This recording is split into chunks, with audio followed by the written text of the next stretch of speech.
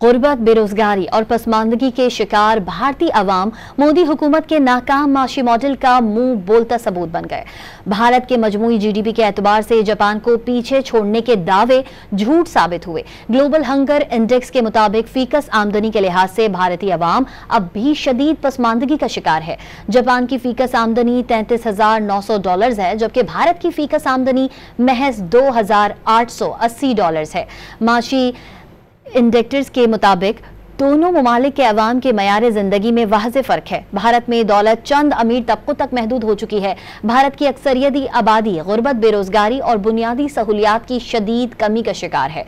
IMF के मुताबिक क़ुव्वत खरीद के हिसाब से भारत की फीकस आमदनी जापान से 5 गुना कम है। अदाद-ओ-शुमार से वाज़ेह हुआ कि जापानी शहरी औसतन भारतीय शहरी से 11 गुना ज्यादा आमदनी हासिल करता है। भारतीय अवाम की एक बड़ी तादाद आज भी गुर्बत की लकीर से नीचे जिंदगी गुजारने पर मजबूर है।